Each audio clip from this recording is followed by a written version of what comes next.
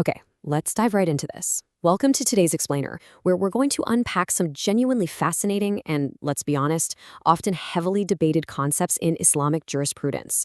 Today, we're looking directly at the scholarly classifications of Bidah, or innovation, as meticulously detailed in Pir Muhammad Kharaj Shah al-Azhari's absolutely monumental work, Zia on Nabi. So if you've ever found yourself kind of confused by how classical scholars categorize new practices in Islam, well, you're definitely in the right place.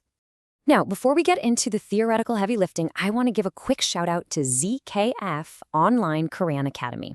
They are a premier institution totally dedicated to authentic, structured Islamic education, and they're the ones making this deep dive possible today.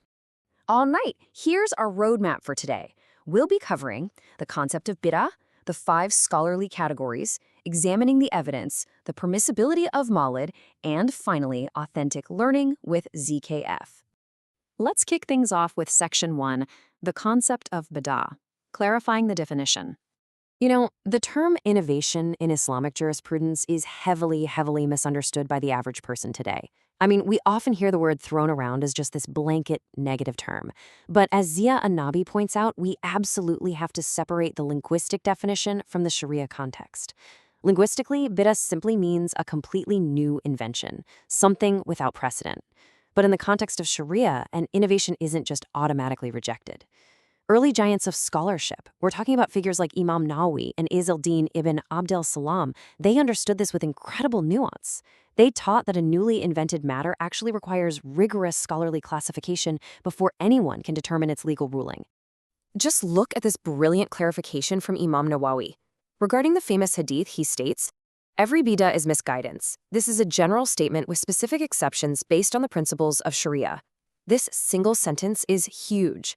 It proves that not all newly invented matters are automatically forbidden out of the gate. Instead, they must be weighed carefully, and I mean really carefully, against established Sharia principles.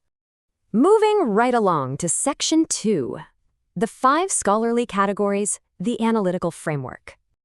Which brings us to the exact methods scholars use to weigh these matters. Honestly, this framework is the ultimate key to understanding how Islamic law adapts while perfectly preserving its core.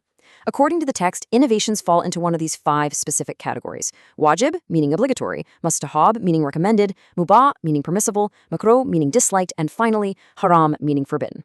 So it's not just a simple binary of good or bad. It's a complete, nuanced spectrum of jurisprudence. And this brilliantly illustrates the practical difference.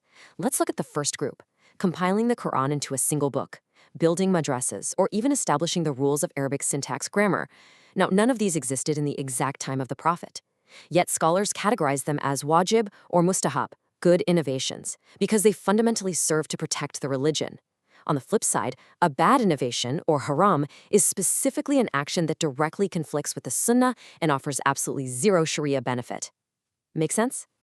Now for Section 3, examining the evidence, everyday applications. To truly grasp this framework, we need to step out of the theoretical for a second and see how these classical scholars applied these categories to everyday, mundane things. There's a fascinating excerpt from the source text here. It shares a pretty surprising fact. Things like eating fine, luxurious foods or even using a simple flour sieve are technically, linguistically, bidah. Why?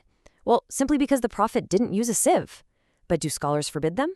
Absolutely not. They classify the flour sieve as mubah, meaning permissible. On the other hand, the text notes that over-decorating mosques with excessive ornamentation is categorized as makruh, or disliked. So as you can see, the framework applies to literally everything.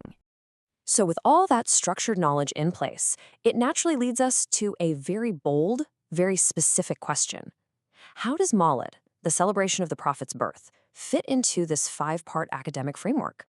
Which brings us to Section 4, the permissibility of Milad, gratitude in action. This is where we get into the real application phase of our explainer. Zia Nabi objectively analyzes the observance of the Prophet's birth through this exact scholarly lens. It bypasses the emotional arguments entirely to look straight at the jurisprudence. And the crucial point to understand here is this. No credible scholar claims that observing Milad is an original obligatory sunnah. Rather, the text categorizes it as a completely valid, loving manifestation of shukr, of absolute gratitude to Allah for the ultimate blessing of the Prophet's arrival. It's classified as permissible or recommended innovation based entirely on its underlying intention of thanks. To back this up, the text cites a really powerful deduction by the great hadith master Hafiz ibn Hajar. He looked at a Sahih hadith where the Prophet fasted on the day of Ashura out of gratitude, specifically because that was the day Moses was saved from Pharaoh. Ibn Hajar extracts a brilliant legal principle from this. He shows that assigning a specific day to commemorate a divine blessing and showing gratitude on its anniversary is firmly, undeniably rooted in authentic tradition. The text then brings in a truly captivating historical anecdote recorded in Sahih Bukhari to further emphasize the power of this joy. It recounts how Abu Lahab, who was an arch-enemy of Islam, actually has his punishment in the afterlife reduced every single Monday. And why is that? Simply because, upon hearing the news of the Prophet's birth on a Monday, he freed his slave girl out of pure joy. Just think about the implications of that for a second. Furthermore, Nabi highlights a fascinating theological detail noted by scholars like Allama as-Suhaili and Ibn Kathir. They write that Iblis, or Satan, cried out in absolute despair only 4 times in all of human history. And one of those specific moments was the exact moment the Prophet was born. The text uses this to highlight a profound contrast. While the ultimate enemies of faith despaired at this birth, believers are naturally called to express joy and gratitude, always ensuring, of course, that it stays within the pure limits of Sharia. And finally, Section 5. Authentic Learning with ZKF, Your Next Steps. You know, understanding texts like Nabi really requires guidance. You can't just read a quick translation and expect to instantly grasp centuries of complex legal principles. So let's summarize the narrative we've unpacked today. First, Bidah isn't just a simple buzzword. It is a highly nuanced 5-part scholarly framework. Second, innovation is not a blanket term for forbidden. Third, based on this classical framework, Milad is validated by major scholars as an act of immense gratitude. And finally, and perhaps most importantly, true understanding of these topics requires distinguishing actual grounded scholarship from superficial modern misunderstandings.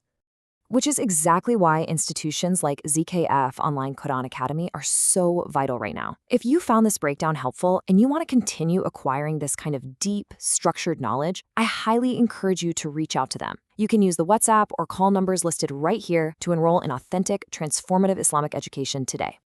I want to leave you with a rather provocative thought drawn directly from the text we just studied.